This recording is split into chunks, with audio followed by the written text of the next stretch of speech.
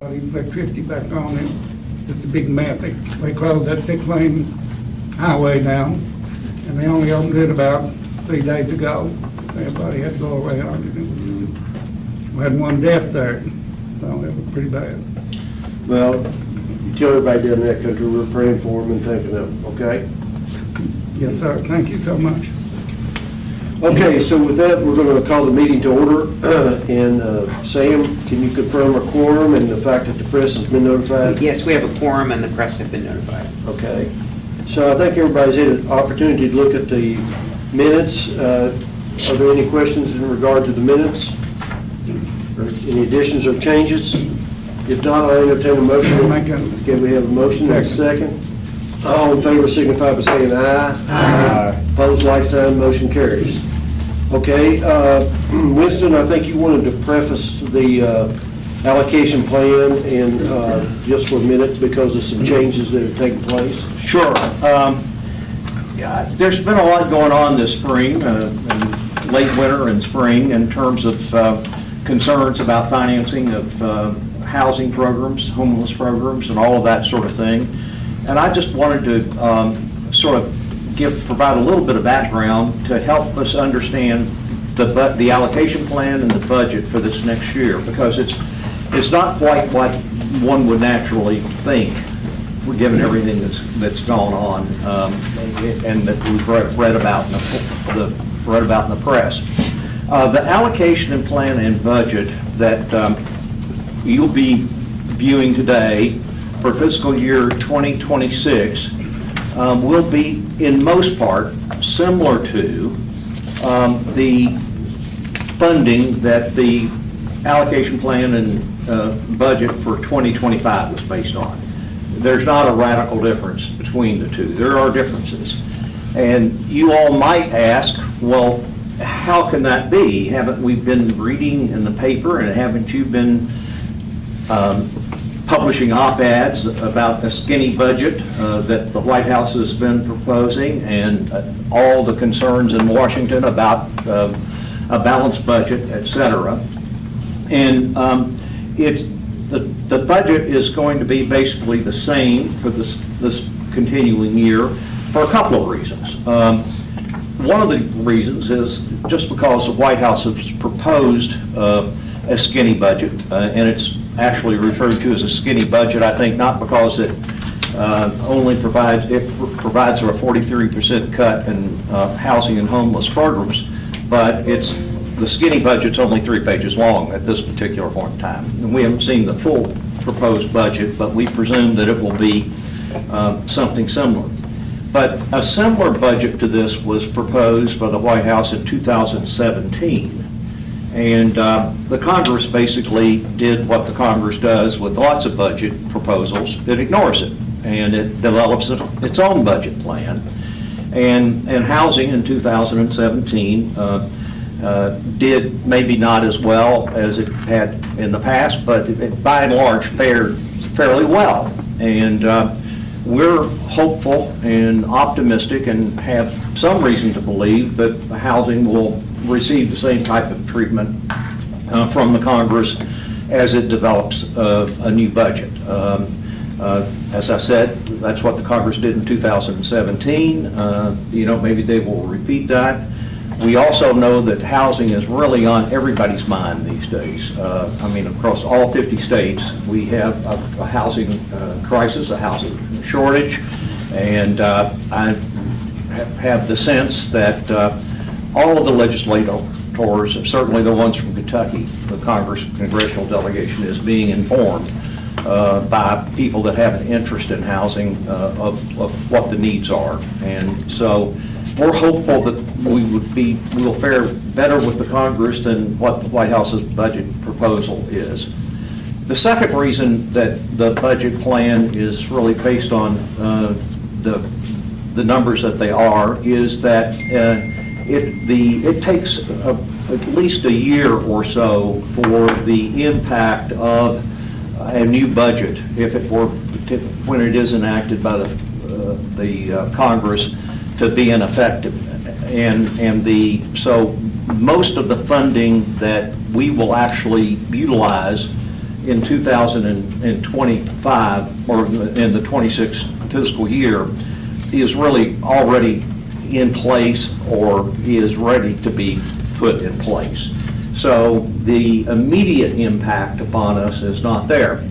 Having said that, the prospects for having substantial cuts in housing funds in fiscal year 2026 or 27 is daunting, and is something that we all need to be very concerned about, make sure that we're voicing our views and opinions about these things, because a 43% cut, if that were to be enacted, would be just absolutely devastating in terms of Kentucky. And the proposal, and Wendy may go into this in a little bit more detail at the end of the program today, given if time permits, but it not only proposes substantial cuts, but then it proposes shifting the burden for some of the responsibility for those funding to the states. And, by and large, states are not equipped to do that. They don't have in place the funding mechanisms to make that happen. So we got to keep a mindful eye on what is actually happening, and making sure that the housing interest and the homeless interest are protected. I will just say that the reconciliation process, which is ongoing, and the one big beautiful bill that is passed the House pending in the Senate, it really does not directly affect funding for housing. It does have cuts in it, built into it, for Medicaid, SNAP benefits, and things of that nature. But when you hear about the cuts that are in the one big beautiful bill, they don't directly impact housing. They may indirectly impact housing, in that people will see, some people will think, well, if we've done all the budget cuts we need to do to enact the tax cuts, then we really don't need to cut everything else that much more. And other people may look at it the other way around and saying, the deficit is so huge, we've got to continue to cut. So how all that will play out is, it remains to be seen. But right now, the federal government is operating under a continuing resolution, which keep the funding at 2024 levels until September, and that continuing resolution expires at that point in time. And at that point in time, the Congress will either need to enact another continuing resolution or have a budget in place that would impact the funding. And as I said, most of that funding is delayed, so the real impact would be probably in the following fiscal year. So that's my preliminary statement as to the background for the assumptions that the allocation plan and the budget is built on. Is that as clear as mud? Any questions that I can answer for anybody before we? So it's safe to say we're going to see adjustments? Yeah, we will. Well, yeah. Okay. When they say 43%, are there specific targeted parts of the housing segment that are impacted, or do we not know that yet? No, there are identified in this 3-page summary, and it is just a summary, but it eliminates, for example, all of the home funding. It eliminates disaster relief grants, money, DLG, the block grants. Block grants program is eliminated from that. Wendy probably will remember the numbers better than I, and maybe she can cover that whenever she gives us an update on the proposed legislation then. Section 8, Or, vouchers. Yeah. It proposes to cut combine all rental assistance, so public housing units, housing choice vouchers, project-based, and some others, combine them, cut them 43%, and block grant that remaining amount to the state to decide how to ration it. Which, as you so eloquently pointed out, also involves landlords who will lose their properties because tenants lose their rent assistance. absolutely. I mean, the proposed cuts would harm the entire state substantially. Anybody who's who owns a property that is being rented to anybody who's a beneficiary on any of these rental assistance programs, is not going to have the money to pay the mortgage payment, or to pay the property taxes, or to provide continuous upkeep for the property. The bankers may get into this in the way if they hold a mortgage on the property. So it affects, there's a ripple effect here that would affect many if implemented. That's it. Anyone else have any questions of Winston? Winston, we appreciate you staying on top of this. I know you and Wendy and Sam have been to Washington DC and have talked to our folks there extensively, so we appreciate that. Could I just suggest that you recirculate the letter that was in the Lexington Herald Leader, and a cite to the interview that was in public radio in Louisville? We can do that, Kathy. I think the editorial went out to all the board members. Okay. And I don't know, Molly, we probably have a link to the interviews? Sure, I can send it to So you. we can resend that to everybody. Sure. I would say I thought the editorial was very well done, and so thank you so much. Any further questions of Winston? Okay. All right, so Heather, we're going to turn it over to you. Heather, Chair of the Program and Policy and Planning Committee, and so you're up next. Sure, so we're about to have a skinny version of what we talked about on Tuesday with the corporate strategies and allocation plan. And I guess the big update, our report, is that at the conclusion of the presentation, we are recommending to the full board that we adopt the allocation plan. I don't want to put the cart before the horse and take Kendrick's thunder, but that is what we recommended. And then a vast majority of the rest of our time was spent talking about how, to echo what Winston just said, that it's been challenging to develop a plan with all the uncertainties, but the staff have done an excellent job building in contingencies for knowns and unknowns that may arise. We spent a lot of time talking about the need to find additional resources to sustain building and how that ties in with the work that the corporation's done with the housing gap analysis. And then Mayor Adams had some great discussion about local economic development and how we can drive rural development, and maybe needing to think a little bit outside the box and how we free up housing for people that are maybe not mission critical to this group, so that people that are mission critical to this group can attain housing benefits.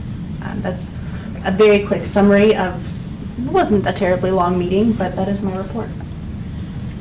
Okay, thank you. Any members have any questions of Heather? Okay, so we'll go ahead with the corporate strategies. John Davidson, here we go. Good afternoon, everyone. So I wanted to share a little bit about our corporate strategies, but specifically the culmination of items 3 and items 4 on the agenda, which is the allocation plan and the budget. But before doing that, if you'll scroll down just a little bit, Sam, wanted to just give everyone an overview of sort of our annual corporate planning process by board committee. So the overarching strategies are reviewed by the program policy and planning committee, as well as the allocation plan, which is, I'll go into a little more detail about that here in just a moment. And then the operating budget is overseen by the finance cabinet, or by the finance committee, and both those have been already had those committee meetings happened earlier this week, and I know several of you or all of you were a part of those. So just wanted to kind of lay that groundwork out there so that you understand how this process works for Kentucky Housing. Let's scroll down just a little more, Sam. So I'm gonna kind of high level go through each of these. I won't belabor it, but planning in this time has been a challenge, given what we know is known and unknown. And as Winston said, and you will hear throughout this today, we are planning based on what we know. So you won't see a lot of differences between the actual the two documents we're going to be looking at in more detail. But the first thing we do internally is a cost revenue analysis to analyze all the operations, the cost, the overhead. We do that in January, and KHC performs this just internally with the executive team, departments, and we look at the expenses, the revenue, staffing, programs, all of those things. That then culminates into helping us understand what strategy and how we're going to implement that for the organization, specifically establishing a strategic direction, specific goals for the corporation, which I will share with you all. There's 3 of those specifically, and then each department is responsible for doing a scorecard in relation to making sure we're hitting those metrics, achieving those goals.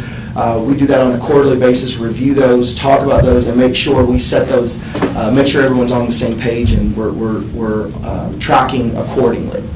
All of those items, the strategy are prepared, and we look and present those to the Program Policy and Planning Committee to review. I want to underscore the word review. This is not an actionable item by the Board of Directors today. So that is the first thing I want to share with you. So what I am presenting is informational only, so that you all can see in the groundwork that has been done for the actionable items, which is the next item, the allocation plan. The allocation plan determines all of our financial resources, how they will be invested across the entire corporation, to the tune of about $1.3 billion that we administer, allocate. I want to say, and Wendy will probably share this as well as Kendrick, almost all of those dollars have a defined purpose, and so they're allocated to do a specific thing. So I just want to put that out there, and also say the same Program Policy and Planning Committee reviews the allocation plan at the same time as the strategy. And this is an actionable item which is coming before you today to report out and take action on. The next item is the operating budget, which you'll hear from Tracy a little bit later, and it's the balanced budget to carry out all of the things that we said we were going to do based on the dollars we receive, based on the staff we have, and this is a budget that is presented to the Finance Cabinet and approved by the Board of Directors. Last but not least, semi-annually, we come and talk and give an update to the Board of Directors on, hey, what did we say we were going to do? This is what we're going to do. And then in August, how did we do on what we were actually going to say we were going to do? So that you all have a sense of how we're doing across all of those. Any questions about that? I just wanted to lay the groundwork so that you kind of understand what you're going to see in items 3 and 4. All right.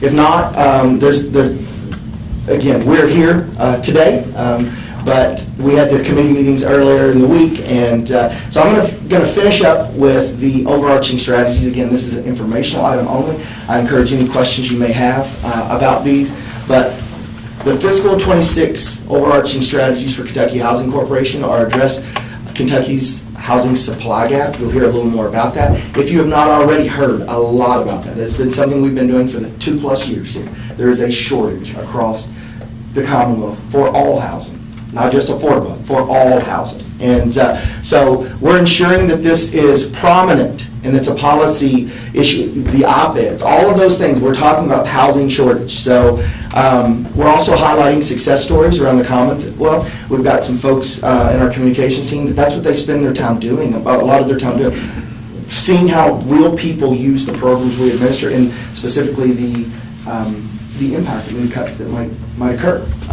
Also, we continue to build relationships with non-traditional partners. You'll hear a little more about that, but we have actually hired an individual that you'll hear from a little bit later to go out and start telling the story, but also bringing some solutions and partnering with community agencies, nonprofits, and maybe non-traditional housing partners to do something about this gap instead of continuing to just talk about it. So, any questions about that? Yeah, are we seeing any change in the gap? I will defer that to Wendy or anyone else that might want to talk a little bit about that. Are we seeing any change in the? One of our to-do items, Mike, this year is to try to develop a dashboard that would kind of follow some indicators about housing production. We have some partners in the Northern Kentucky region that are also working on a dashboard. We would like ours to be, if not identical, really similar to theirs, so that our numbers match up, and so we don't have that dashboard yet, but that is an aim of ours, so that we could kind of say housing starts are up or down, or they're up in this region but not in these regions, so that we could kind of watch, are we gaining momentum or are we not? But I'll be honest, I can't answer you right now. Okay, thank you. Thank you. Thank you, Jim. Any other questions? Moving to number 2, mitigate financial and missional risk. What I will say is these are not in order of importance. They're all important. They're all equally important. But they're sort of grouped by category. And clearly we've spent a lot of time talking about the financial unknowns of the federal government and what it might do to our mission. And I'll state it again. We have planned based on what we know. And we have contingencies for things that we may not know in the future, and we're planning for that. But quickly respond to programmatic changes in funding availability. We are doing that all of the time, very constantly, and communicating to legislators and grantors the impact of a reduction in funds and what it actually means to real people in the Commonwealth. Also evaluating opportunities to consolidate, structure, and deploy internal financial resources to missional activities, right? So, hey, how can we continue to do our mission with some discretionary dollars that we might have so that we can minimize the impact to those that we serve, the most vulnerable that we serve? Last but not least, prudent stewardship of financial resources and effective risk management. That's why we have Tracy Thurston. We're constantly monitoring that and trying to make sure that the financial resources we have, that we are prudent in managing those, and that we understand the risk associated with that. The last item is sustain and advance core competencies, promote a higher level of employee engagement. Also, continue succession planning efforts related to making sure we have a strong bench. Won't go into too much detail on this, but during the COVID and post-COVID, we almost got up to 400 individuals. We are coming back down. We are down to 284 full-time, part-time individuals. We want to make sure we have people in the right seats doing the right things, and that we can continue the good work. I had a specific question at the Finance Committee meeting about this. Was 3C, explore ways to utilize artificial intelligence to improve customer service. You will see in the budget, Tracy will probably talk a little more about this, but we are implementing and investing in Microsoft Copilot. We're doing our website. We're trying to use artificial intelligence and make sure we can use it in a responsible manner, but also in a way that makes our jobs a little easier to minimize any delays that folks might see. And then last but not least, informed decisions about using data and analytics. Wendy just gave a great example of that, these dashboards and information, so that we can actually address the questions we are asking very quickly, but also make decisions very quickly. So with that being said, this is sort of the framework of everything else you'll see and for our allocation plan, but also our budget and what we're doing this fiscal year. So anybody have any questions? Again, there's no board action necessary. This is for information only, and if you're okay with it, Ms. Becker, I'm going to defer to Wendy and Kendrick to talk about the allocation plan. Thank you. John, just let me say, thank you for your hard work. Appreciate it. I know how hard you work. Thank you. Appreciate it. Thank you. So Wendy. Good afternoon, Chair Denham and board members. So I'm just going to kind of tee up Kendrick's slightly more detailed presentation of the allocation plan. I feel like next to the operating budget, this is the most complex planning document that we bring to you all each year. It is effectively, and if you'll go to the impact, I think it's it's after this, yeah.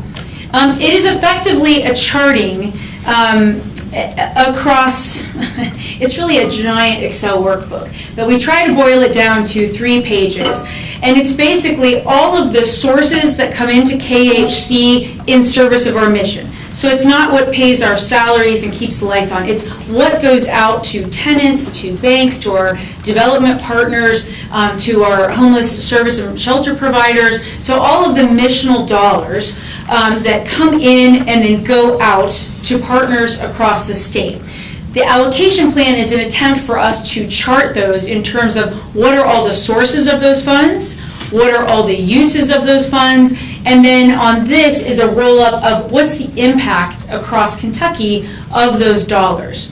As John hinted at, most of these are money in, money out. We have very little discretion to decide where those funds go. They are for the weatherization of homes. That's where the money goes. It's very rigid rules, and we don't have a lot of say. There are a few areas that Kendrick will highlight where we do have some discretion and we have to make some kind of like policy decisions and balance, kind of not conflicting but competing, missional aims.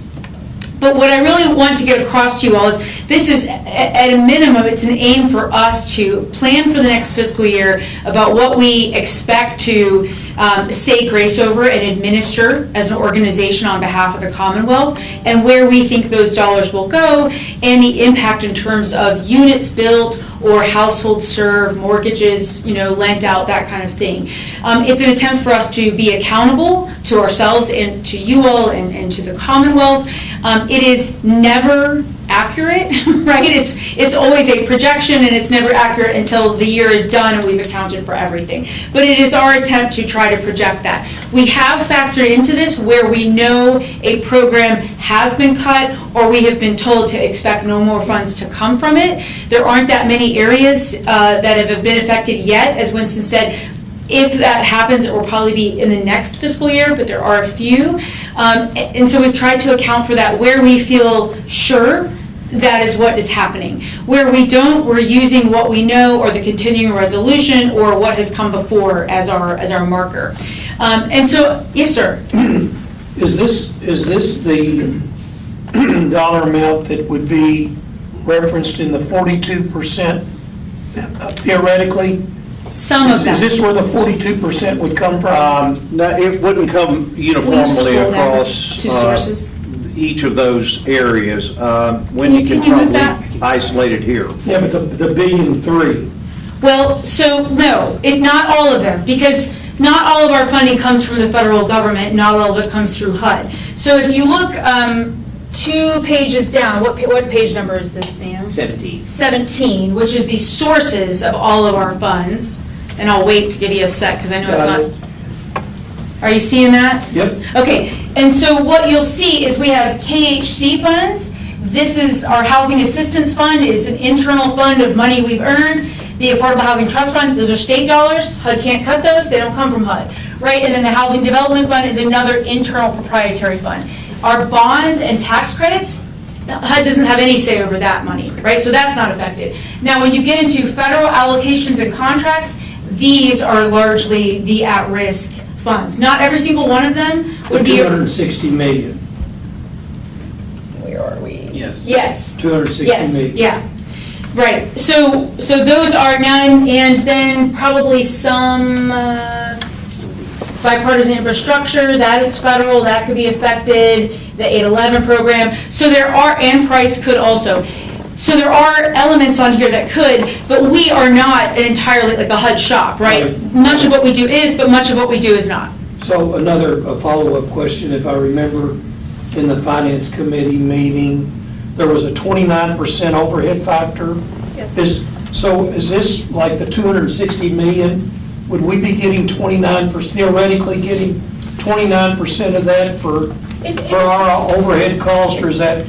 No, not necessarily. It depends on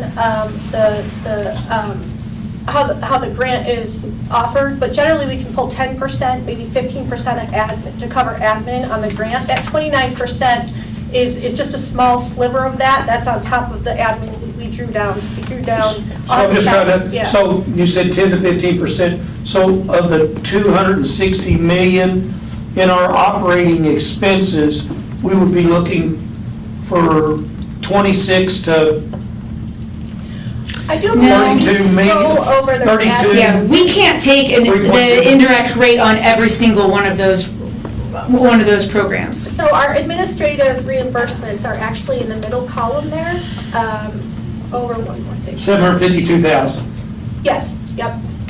Well, or the, of the whole 260 yeah, million. no, it's the 12 million. It's There you go. 12 million. 12 Oh, million. I'm sorry, 12 million, yeah, 12. So the 29% is just a small part of that. That 12 million really is covering direct administrative expenses for staff working on those programs. We get to apply a 29% to that to cover the additional overhead. I just try to Sure. ballpark, what would your operating budget be if the 42% did go through? Well, and it would affect more than that indirect rate. I mean, it would affect that 260 million number, right? So it would, That yeah. goes out. Yes, But I'm right. talking about what you would have Right. to fill it, so Yeah. it'd be 40%, so it's $5 million. At a minimum, maybe more. If the full 40%, 42%, I mean, I just, Yeah, It would depend on decisions that we had to make here as a board, too. yeah. yeah, okay, thank you. I'm sure, I just don't know which one it is. Which is the low-income housing tax credit? So if you'll scroll over, the multifamily tax exempt bonds, this is our bonds which are associated with 4% credits, and then the 9% low-income housing tax credit is the traditional tax credit that goes to multifamily development. That's this, J, row J.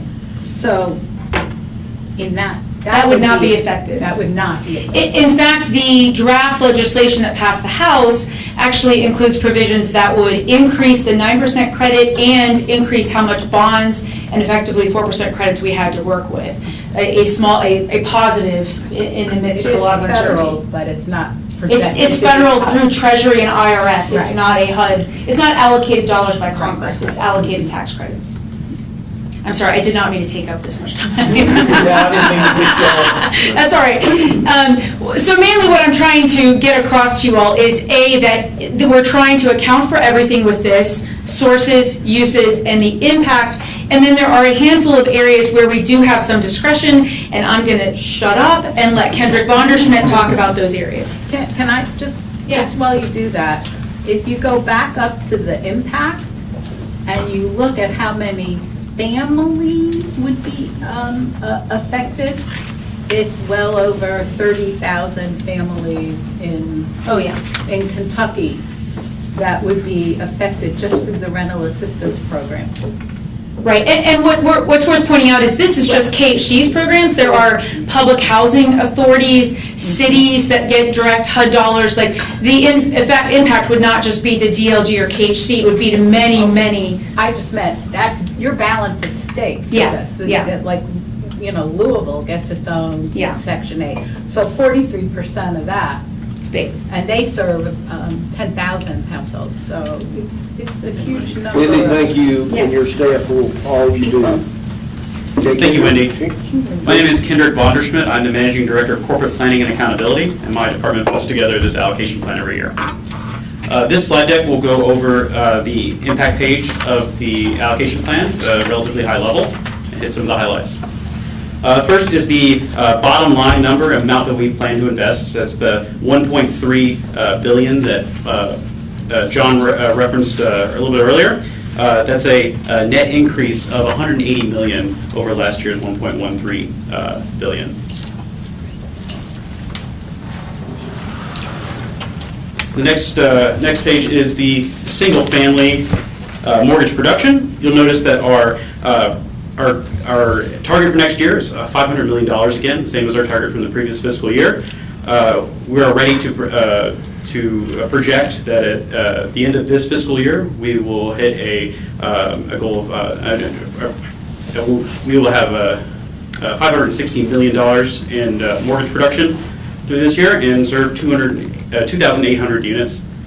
You'll notice in this blue chart here that the number of units that we serve with the same amount of mortgage volume is going down over time, and that's because the average mortgage is getting a little larger every year, even relative to what we projected last year at this time. Next page is homeownership production. These programs are administered by our housing contract administration departments, and these are grants for the construction of new homes or the rehabilitation of existing homes. You'll notice in fiscal year 26, we project to invest just under $6 million, down from just over $8 million in fiscal year 25. This is largely because in fiscal year 25, we were able to put rural housing trust fund dollars into the homeownership production area, and we are going to use those funds next year for multifamily development. And you look at the fiscal year 24 actuals, we were able to put a significant amount of funds in for $13.5 million in fiscal year 24. And you'll see on your chart to the right, we're able to, despite not making large investments in fiscal year 25 and 26 relative to 24, that investment in 24 is paying off in new units, and that's rehabilitated homes and new homes across the Commonwealth. And this is not including the emergency funding for natural disasters. Yes, this is not including the CDBG-DR money. Yeah. Right. It does, however, in the yellow, that's the Rural Housing Trust Fund, some of which was committed for disaster recovery. And so that yellow some of that does include dollars focused on disaster hit counties. But that only comes once. Yeah. Yes. Was one-time money, yeah. Let's hope. Our next section is the multifamily production. You'll note that we are increasing investment from $350 million in fiscal year 25 to $541 million in fiscal year 26. The increase there is actually, we do project that we are not going to close as many of our bond projects in fiscal year 25. So some of that bond is rolling over into fiscal year 26. You'll see that reflected when I present again in August as lower fiscal year 25 actuals for the number of both investment and units created. The other thing to notice in this one is the purple shade here in the investment is the gap funding. You can think of everything we put in multifamily that isn't related to tax-exempt bonds or isn't directly tax-exempt bonds or isn't our tax credits. So that's home, HTF, all the various programs that we use to supplement those. That is going down from 59 million to 41 million this year to 17 million next year. So gap funding is becoming quite a bit more scarce. And the next page does kind of show why that's happening. The large orange section here and the large purple section here, 18.7 and 17.7 million in fiscal year 24. Those are ERA2 and Home ARP, respectively, and those are one-time pandemic era funds that we were able to use in 24. We used a little bit more in 25, and those funds are not going to be available in fiscal year 26 to continue to use as gap funding. All right. Our next section is the rental assistance or tenant assistance programs. This is largely made up of our project-based and housing choice voucher programs, but also includes a smaller TVRA apportionment from the home program and the new 811 program. You'll notice that the difference between fiscal year 25 units is 4,554 units for the housing choice voucher program, and that is lowering to 3,810 units. And that is one of the cuts that we do know about that's going to happen next year. We are no longer opening up new vouchers in that program, and we are going to be able to serve less people in the following fiscal year with that program. And then I will say that this 811 program is it's only $200,000 and it's only 15 units, but it's a new innovative program that we can use for permanent supportive housing for disabled individuals in the Commonwealth. The next section is our homelessness and special needs. These are the overall investment in this program is relatively flat, with the exception of a smaller amount of what's called COC, the continuum of care funding. We had a special award in fiscal year 25 in fiscal year '25 of COC funding that we, from a special NOFO presented by HUD. We don't have that funding next year, but we still are able to use some of that funding next year to serve additional clients throughout the Commonwealth. Other than that, that program is, the homelessness programs are relatively flat. Our final section of that first page is the energy efficiency and weatherization section. You can think of this as our weatherization assistance program and our LIHEAP program. This is another big cut that we're aware of. You'll notice between fiscal year '25 and fiscal year '26, the LIHEAP portion of this bar drops from $8 million to $1.68 million. And that is, we normally get an allocation of LIHEAP funds in July, and then we get a second allocation of LIHEAP funds in the November-January time period, which we then award out to our subrecipients. And we, at this point, we're only projecting that initial award in July, and we're likely not going to get that second award. Those funds are normally braided together with our weatherization dollars, but we will just not have as much to administer in that program this coming year. All right, the last three slides here are some of the choices that Wendy talked about that we are able to say grace over. The first is the housing assistance funds that we control here at the corporation. 90 of the $97 million that we have available to use next year, we are putting the lion's share of that into financing our single-family activities across the corporation, but also that is also the primary driver of our down payment assistance program. We'll put $24.5 million. We have a series of loans and grants called the Targets of Opportunity that we have up to $9.6 million that will be made available between the Targets of Opportunity and other grant other loan activity. And then we have a much smaller amount of money being used for homelessness grants. We match some of those COC dollars with half funding, and our $125,000 we make available for our counseling programs for single family. Yes, sir. Question, so 62 million of this was a beginning balance, so if I fast forward to next year and we're sitting here, you're starting with zero? No, some of these are revolving loans, so we'll have more receipts going into the following fiscal year. So, Bill, to answer your question, most of that beginning balance is used to warehouse loans and also for our pool loan purchase program. So when we have delinquent loans in pools, we need to buy out to either send to HUD for claim payment or modify. We utilize a lot of HAF funds for those activities. So that's why on the other side, it's also defined as interim financing for single family activities, basically warehousing loans with the hopes of repooling and selling in the secondary market. Gotcha. Thank you. Thank you, Tracy. Our next section is our Affordable Housing Trust Fund program. This program is paid for by a small portion of every real estate transaction. It goes to the county clerk's offices, which finally come to us. We project to have $5.7 million available to use next year from this fund. We split that relatively equally between home ownership reduction and multifamily uses, $2.8 million and $2.7 million respectively. And then we take a small portion for administrative fees to run the program here at this corporation. And then our final program is the home program. We will receive an initial grant of $12.1 million next year. We have a small amount of program income that is rolling over to the following fiscal year, making $12.3 million available for the home program. And we split that, as you see here, $3.15 million for homeownership reduction, $2 million for what's called tenant-based rental assistance, an individual tenant's rent. Multifamily production, $5.7 million, that's that gap funding we've been talking about.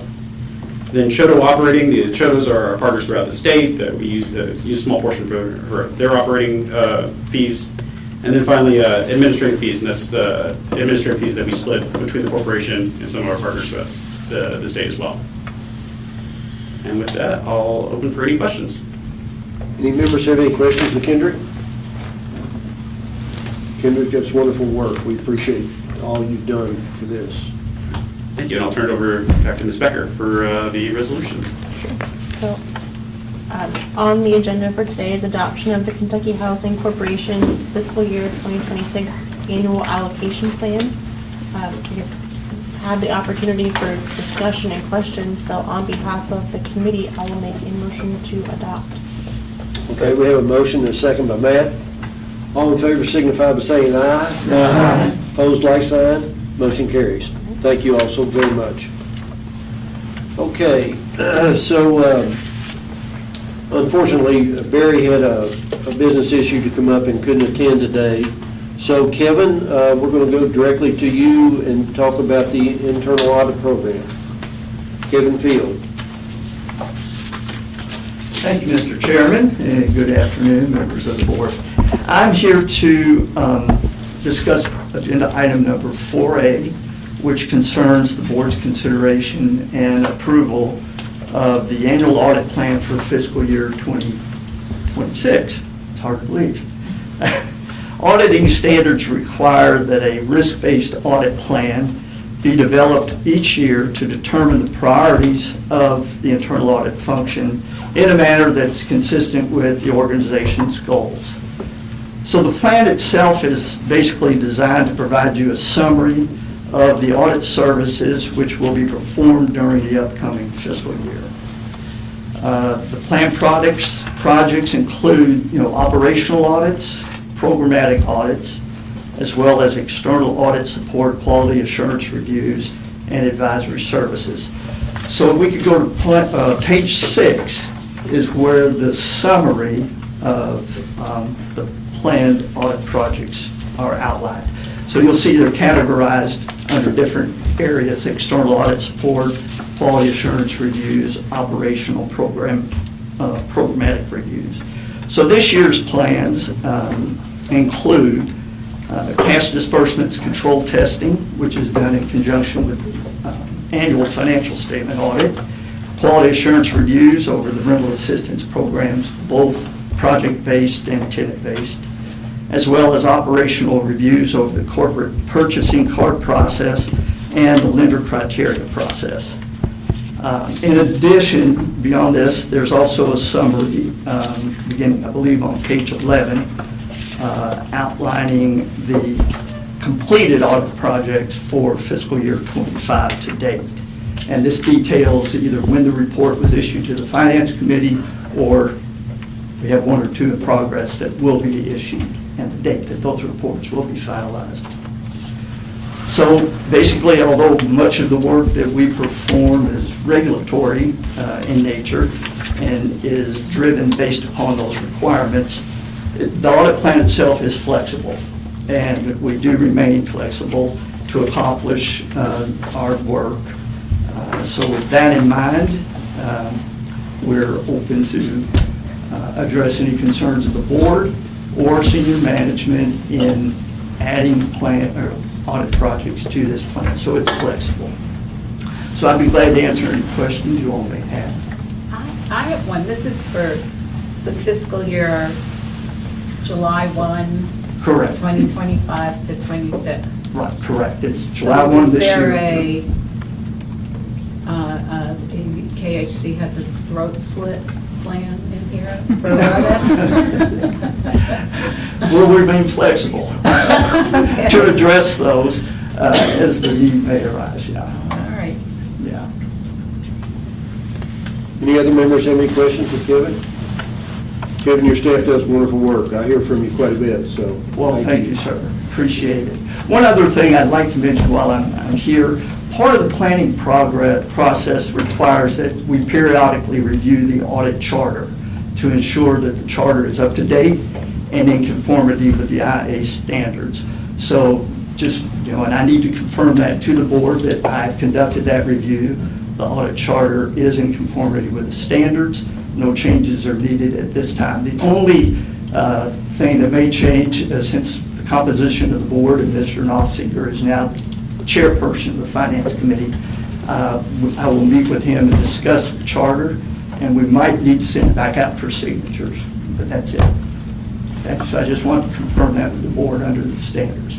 Kevin, through your auditing, have you seen anything that the board needs to be made aware of? Just what we've issued through the reports. I mean, we address any concerns, any issues of noncompliance. We address those in the report. So, with management. And let me say this too, you've seen the reports, management always provides responses to any concerns, and we monitor those responses and follow up. Thank you.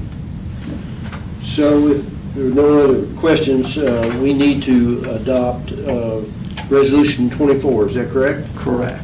Okay, so this is the internal audit plan for fiscal year 2026. All right, do I have a motion that we adopt that? Okay, Marilyn? Okay, we have a motion and a second. All in favor signify by saying aye. Aye. Opposed, like sign. Motion carries. Thank you, Kevin. Thank you. Appreciate your hard work. Thank you. Okay, Tracy, I think you've got a lot of items on here today. We're going to work you hard. Thank you, Mr. Chairman. Good afternoon, members of the board. First item for me is to provide an update on the third quarter of fiscal year 2025 financials. I did go through this a little more thoroughly with Finance Committee a few days ago, so I'm just going to highlight a couple things on each schedule to keep this agenda moving. Starting with the pro forma statement of net position, which is our balance sheet. Looking at total assets in line D, there's an overall increase in assets of $141 million since June 30. This consists of an increase in total program purpose assets of $189 million in line A, offset by a $47 million decrease in cash in line B, capturing our continuing mortgage production activity. Looking down at line I, total liabilities increased by $126 million, which is mostly outstanding revenue bonds and interest payable, which coincides with the increase in assets above. And then looking at the net position before the mark-to-market down in line J, an increase of $15 million. This reflects a nice profit we made 3 quarters through the fiscal year, which was used to warehouse more loans up in assets.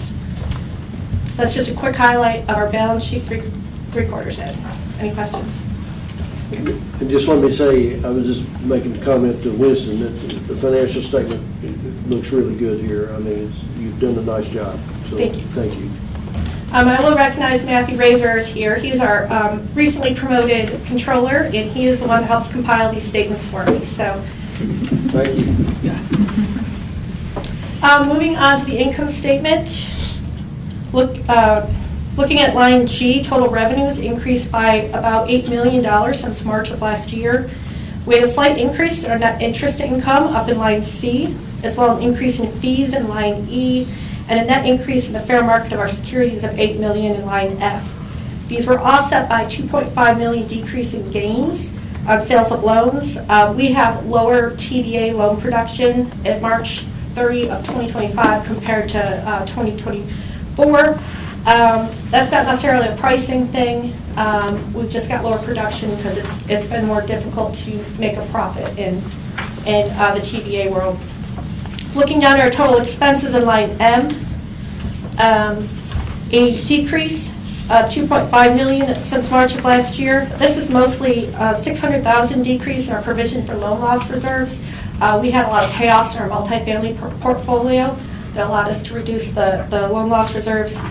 And then $1 million decrease in our lender comp expense. Again, that's associated with lower loan production so far this year. With that, in line P, a change of our net position, which is our net income for the quarter, is $28 million, a $10 million increase over March 31 of last year. Any questions on the income statement? That's really good too. Yes, it is. Moving on to cash flows, I won't bore you with the ins and outs, but at the bottom are the single-family metrics, and you'll see, like I mentioned in the last 2 slides, mortgage production is down a bit compared to prior year. In 2023, 2024, we added the MRB program. We got a lot of business. It's still been pretty consistent, but working in the TBA world has been a little more challenging this year. The next 2 schedules are related to our operating budget. This first one, operating fee income, budget versus actual for quarter end. To go back on a question earlier, Bill and Mike, this is really what would be impacted if our admin fees, if something happened at the federal level. It's mostly this fee income section, so rental assistance, home program, homeless, weatherization. That's the areas that would be impacted if we had some reduced funding. More of our legacy programs are in the middle of this page, so mortgage servicing, multifamily, that kind of thing, if that provides a little more context. And then just to highlight a couple things on here, lines A through F, those top sections, those grant programs, if they show an unfavorable variance, there's likely not an expenditure to support that on the next slide, so it's a wash. Just things didn't happen in those program areas, or we had vacancies that weren't filled, causing that unfavorable variance. Going down to line G, loan servicing, the fee income is $2.4 million favorable budget. This corresponds with the growing loan portfolio you continue to see. We were pretty conservative with the projection. I've reported that out the last couple of quarters, just not knowing what was going to happen with prepays or delinquencies, but we've had a very good year, and you'll see this better budgeted in the fiscal 26 budget. And then rental production is showing $1 million favorable budget. This is mostly due to the timing of projects. We may see a few more projects close this fiscal year. I see Terry's got some resolutions further in the agenda, so hopefully those projects close and add to that fee income for the year. But overall, line P, we are $4.6 million favorable budget for the first 9 months with a surplus of $8.6 million. Most of this was the mortgage servicing and the rental production. And then a decrease in expected expenditures on the next schedule.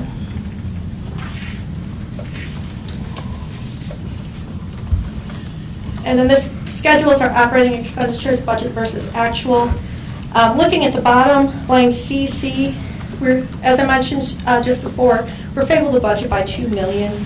A lot of that is personnel costs up top, so our salaries, benefits, contractor temps, most of that is due to vacancies, either positions were budgeted and not filled till later in the year, or they became vacant during the year and it took some time to fill. So that's the majority of that. As financials go, as you can see, we've had a pretty strong fiscal year so far. Pretty happy with where we're at. In the budget presentation next, a lot of our budget is mirrored after this fiscal year. And we've had some discussions about that already. And just let me thank management and the staff for the excellent work that you all do. I mean, the financials show a lot and show how hard y'all work and how well y'all manage. So, Winston, your people deserve a lot of credit. So, They do a great job. Thank you. Anybody have any questions of Tracy before we continue? All right, Tracy. Okay, so this is our fiscal 26 operating budget, and we've had some discussions about it already. It's always a challenge to present because there's so many schedules behind it. Again, we did go into a little bit more detail on these schedules with Finance Committee the other day, so I'm just going to highlight the ones that require approval and give a little bit of description of the variances. There was a memo, or there is a memo in your board packet that really outlines how we came to prepare the budget, what we took into account preparing the budget, and then an explanation of variances that will probably serve more helpful than my presentation. I do echo Winston's comments earlier that, this is based on what we know right now. If for some reason down the road, especially this next fiscal year, we don't feel like we'll be materially impacted, but if we were, we would come back to you likely for an amendment to the budget if there were a lot of changes. But we really feel like if there are going to be changes, they'll be more likely in fiscal 27. So page 6 and 7 of this packet are the schedules that require a vote, so we will start there. The top of page 6 here, in gray, this is strictly related to our old indenture. We have to have approval by the board of a budget for our old indenture. One thing to highlight here is line F. You'll see a $1 million transfer to operating. That is to cover staff costs of overseeing our HRB bond indenture. So that's been typical over the years, but this is required because we need to provide this to the trustee as part of the indenture agreement. The meat of the budget is in this bottom part down here. the way we compile the budget is, it's mostly Kendrick and Emily's group that they will take 9 months into the year and project what are called projected actuals. So we look at our projected actuals for fiscal 2025 as a benchmark against the budget for 2026. So that's what I'm going to kind of base some of this discussion on this afternoon. So going down to line S, total fees and administrative expenses for 26 are estimated decrease by about 2.1 million over the 25 projected actuals. So the projected actuals are in the middle column, and the 26 budget is in the left-hand column. So those are the two that I'm comparing them to. So the decrease of 2.1 million consists mostly of 1.5 million decrease in the HHRF program. It's a COVID-related program that's ending this year. A decrease in mortgage servicing of 840,000. As you saw in the third quarter update, we've had a considerable year with our servicing income. This is a slight reduction just to be conservative, again, on knowing where prepays or delinquency activity might come in. Line J, a reduction in multifamily program income of 815,000. As you saw in Kendrick's presentation, there are less resources going into multifamily, financing less units or properties, which does impact our bottom line on fee income. And then lastly, line L, an increase in homeless programs by $860,000, and that has to do with additional continuum of care grant funding that we have available. So at the very bottom there, we also have budgeted the $1 million transfer from the HRB, as well as a $1 million transfer from our new bond indenture, the MRB, for a total of 41.7 in fees and administrative reimbursements, and that's down in line B. So with our total expenditures projected at 36.8 million, which we'll show on the next page, we anticipate a surplus of 4.8 million, which is very similar to our budget for fiscal 25. I know that's a lot of information, but any questions on that page?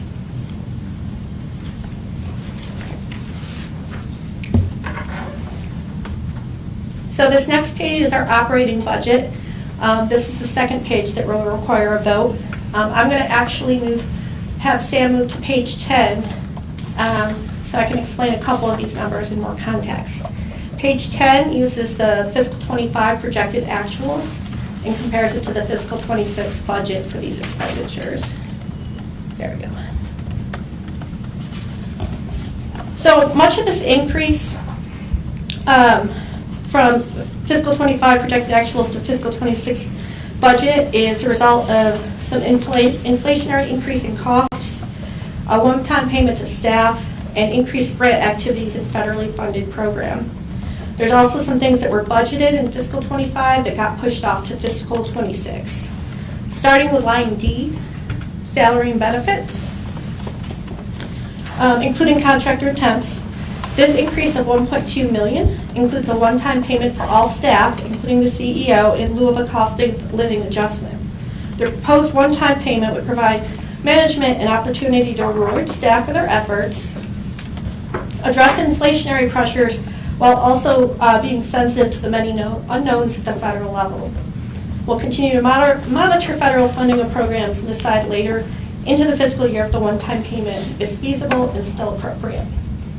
So before I move on, is there any questions about that?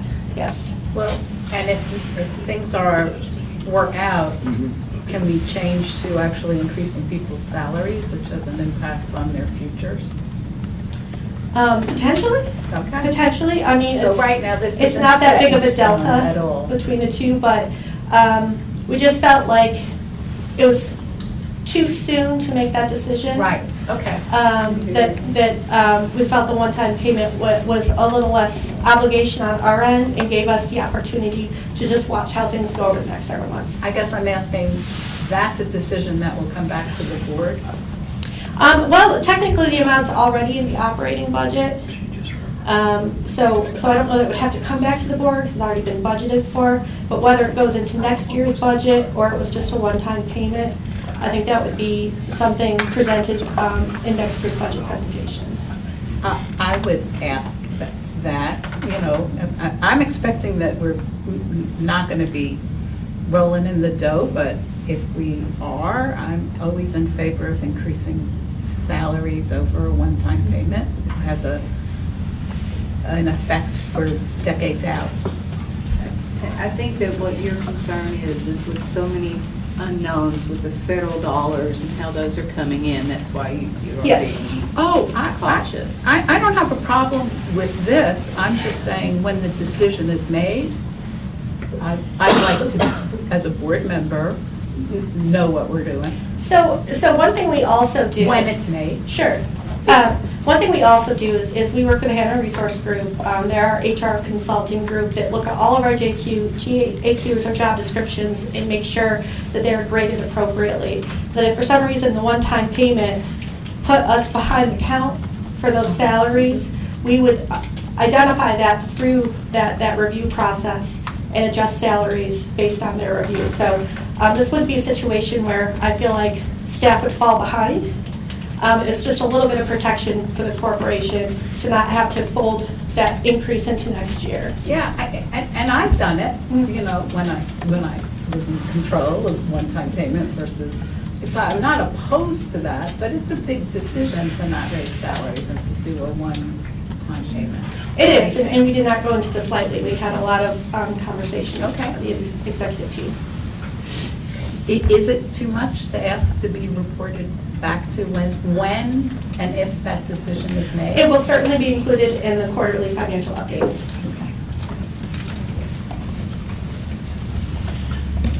Any additional questions on that?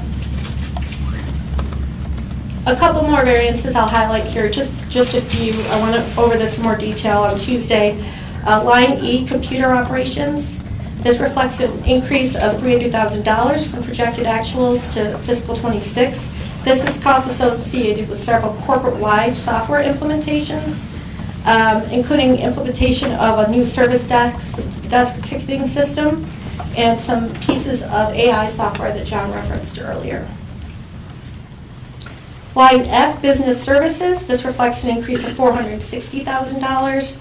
This represents work associated with our consolidated plan and our updated KHC website.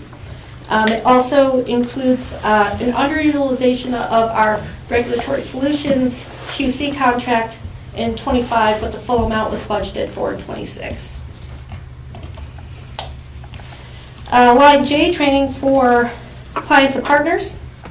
Most of this increase of $400,000 represents increased grant activities in federally funded programs. And then lastly, down in line T, equipment and furniture, this account group is decreased by $290,000 as several projects were completed in fiscal 25 that we do not need to have done in fiscal 26. Overall, there's an increase in expenditures of $2.6 million for the projected actuals to fiscal 26 budget. Most of these are salary benefits or IT related or projects pushed into fiscal 26 that weren't completed in 25. Overall, I'm really proud of the executive team, leadership, Kendrick Vanderschmidt and Emily Barnes and their group for putting together this budget. It's a big project. We've got almost 100 cost centers. We do a lot of things, but I think it's a very sound and manageable budget. Tracy, address the travel there. I noticed travel is quite a bit more.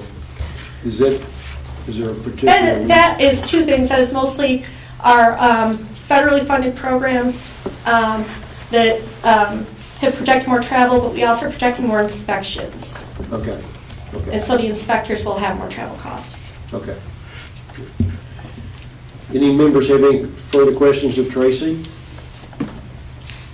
Okay, so Tracy, we need to approve resolution 25 and 26, right? Yes, sir. So we're ready to do that. So 25 is the consideration and approval of the budget for this coming year, right? Okay, so do I have a motion to approve resolution 25? Okay, Mr. Jones? Second. Second by Bruce.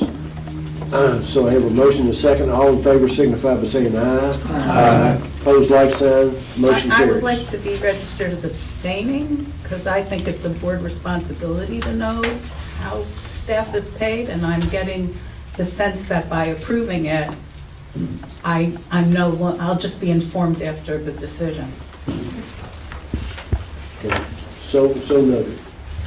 Okay, so Tracy, you are recommending Resolution 26, which is those are the operating expenses, is that correct? Yes. Okay. So do I have a motion that we approve Resolution 26? So moved. Okay, we have a motion and a second.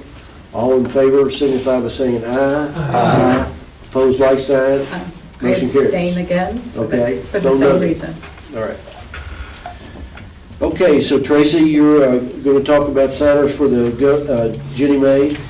Yeah, so this is a request for authorization to designate authorized signers for the Ginnie Mae program to more effectively fulfill the mission of KHC of providing safety and affordable housing opportunities. KHC participates in the Ginnie Mae mortgage-backed security program. Pursuant to guidelines of the program, we are required to adopt and execute Form HUD 11702, Resolution of Board of Directors and Certificate of Authorized Signers, designating certain individuals as having authority to sign certain documents required by the program. We have this resolution updated and approved of May 30th, 2024. This update is to put our new controller, Matthew Razor, as a designated signer on this form. Staff recommends approval. Any members have any questions of Tracy in regard to this resolution? Okay, we have a motion. I have a second and a second. All in favor signify by saying aye. Aye. Opposed, like sign. Motion carries. All right, Tracy, you're on a roll. Okay, the next board agenda item is a request to renew a line of credit with PNC Bank. We currently maintain a $65 million unsecured line of credit with PNC Bank maturing on June 30th, 2025. We use the line of credit to warehouse mortgage purchases that will be sold to the secondary market. We also use the line of credit to warehouse mortgage purchases in anticipation of receiving bond proceeds for those. In addition, the line of credit is available for the buyout of seriously defaulted FHA, VA, rural housing loans from Ginnie Mae Securities, and the buyout from the bond indenture of FHA, VA, and rural housing loans, of which foreclosure has been completed, but the claim proceeds have not yet been received. The line will bear SOFR, daily SOFR plus 40 basis points, and contain a non-usage fee of 12.5 basis points. This is coupled with, on the next agenda item, a $25 million line of credit we have with Fifth Third. And staff recommends approval. So this is authorization for the credit line with PNC Bank. Do I have a motion that we adopt this? So moved. Okay, we have a motion and a second. All in favor signify by saying aye. Aye. Opposed, like sign. Motion carries. Okay. You want to talk about Fifth Third? Yep, very similar to PNC. This line is used for warehousing of loans specifically. It's $25 million. It, again, would be the same, cover the same time period of this next fiscal year. This line is slightly different. It bears interest at 1 month SOFR plus 80 basis points with a non-usage fee of 20 basis points. Again, it's for $25 million with Fifth Third Bank, and staff recommends approval. Any members have any questions of Tracy on this? I have a motion by Matt. Have a second? Second. Second by Mr. Jones. All in favor signify by saying aye. Aye. Opposed, like sign. And I'd like for the record to reflect that I abstained from voting due to a business relationship I had with Fifth Third Bank. Mr. Chairman, I have a question. If the federal government were to delay funding to the agency, to KHC, do you have provisions in place to provide, these lines of credit are really for mortgage warehousing lines? They're for But specific do uses. you have liquidity mechanisms in place if you needed to get your hands on money We do. operating? So when Kendrick went over the allocation plan, we touched on the Housing Assistance Fund, the HAF. where I'm utilizing roughly 60 million of that for mortgage or warehouse financing and pool loan purchases. I can utilize the lines for that to create liquidity. Okay. So I can I could borrow for those specific purposes and free up a decent amount of money if we needed to do so. Okay, thank you. Good question. Okay, Tracy, you have anything else? No, sir. We thank you for the hard work Thank of you all. your staff. Appreciate it. Okay, Wendy?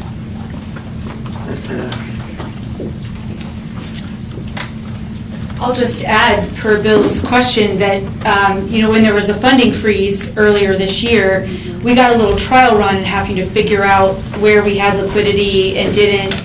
And luckily, that didn't last very long, but we really did get to the point, Kendrick's team processes draws that our partners, developers, shelters, nonprofits, that they submit for these funds in the allocation plan. And we got them really trained on sometimes doing 2, 3 a month instead of waiting a month or 2 to submit a big draw. We've gotten them very accustomed to, and we ourselves are trying to get very, very timely with our submission of expenses, timesheets, all that kind of stuff, so that we are not leaving much hanging. Should there be, we don't anticipate another freeze like that, but that was an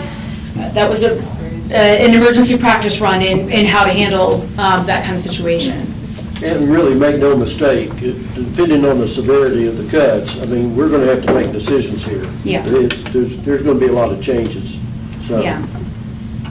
We are, we had a leadership and management team meeting last week, and I said, I feel like I'm in this dichotomy of everything might be fine, and I'm freaking out all the time. Like I'm both like, maybe we just keep running everything and it's not going to radically change, or it could change so radically things will look really different in 2 years. And all of our staff are walking around that way. So if you all as board members feel that way, well, welcome aboard. It's kind of what we're experiencing. We're like, we've got to keep going. We have a job to do, and we still have funds and partners to do it with. But we are trying to think about all the possibilities ahead, which is not the agenda item that I'm up here to talk about. I am here you all who've been on the board for a while have heard us bring so many contracts regarding the Corporation for Supportive Housing. And I'm here to bring, we might have been last month or the month before, we brought an amendment to our existing contract with the Corporation for Supportive Housing. This is in fact a renewal of the contract for next fiscal year. And just to remind you all, we engaged the Corporation for Supportive Housing really early in the pandemic when we were awarded what are called home ARP dollars. It's part of the American Rescue Plan Act, and they were home funds, which we get every year as a formula allocation, but this was a one-time $52 million allocation just for housing for people who are experiencing homelessness. So a really unique use of those funds, pretty interesting way for them to pump those through an existing vein. We knew that we needed a lot more of what we call permanent supportive housing, which means housing for people who've been homeless who are the least likely to stay housed if they don't also get services along with that housing. It's the hardest housing to plan, to fund, to build, and to operate successfully over time, because they are the tenants with the least resources and kind of the least stability, whether it's mental illness, substance use disorder, severe disabilities, all kinds of issues. So we are, I think, a leader amongst states, maybe amongst all grantees of home ARP funds, in that we got our home ARP plan approved by HUD first among states, and we have the most amount of home ARP committed to projects and programs, out and active. We have projects under construction. We expect one in Maysville to start leasing up this fall, knock wood. We engaged the Corporation for Supportive Housing early on to do a couple of things for us. One was to offer us technical assistance and underwriting help and program development, because we've never done this. The other was to do a training academy. We did it 2 years in a row, where development teams spent 5 months together developing their pro forma, developing their service plan, their property management plan, their security plan, so that these would be well thought out, well designed, and well run projects. And then to offer technical assistance to those development teams as they move through zoning changes, construction, design. Now some of these projects are in lease up, And that consulting firm, Corporation for Supportive Housing, is helping them with lease up and navigating who does what in lease up and all that kind of stuff. We have just really, really valued their help and expertise. They are a nonprofit national entity that does this kind of work. They're a sole source, and we want to continue their work with our development teams because we still have projects under construction, and we want them to help those different service providers learn how to be Medicaid billing entities or develop kind of a consolidated billing entity that services all of them, because the state of Kentucky now has a waiver of Medicaid that would allow housing stability services to keep someone housed to be paid for, because it saves our healthcare system money when people who are chronically ill stay housed instead of being in and out of the ER, in and out of the justice system, all that kind of stuff. That is, becoming a Medicaid billing entity is very complex, it's tricky, only a few of our partners have ever managed it, so they're going to need some help getting there, and our Department of Medicaid Services with the Cabinet for Health and Family Services needs some help understanding like how to bridge that relationship.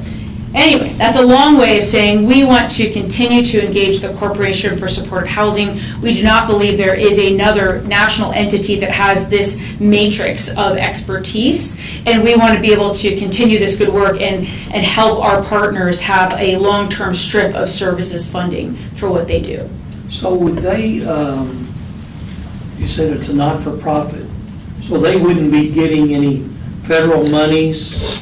So their operating budget wouldn't be impacted by anything at the federal? That's a good question. I mean, we pay them with actually a federal grant. But I mean, is that where they get all their money? Is from agencies like? I'll be honest, Bill, I don't know if any of their revenue comes directly from HUD to do any technical assistance or training, but most of it is entities like developers, nonprofits, and HFAs like KHC. So they shouldn't be at risk, is my... Hopefully not. Okay.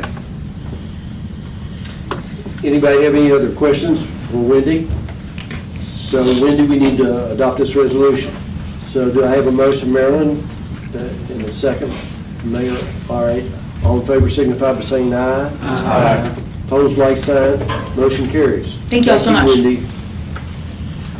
Okay, Lauren Van Sickle, authorization for personal service contract with Fry Environmental.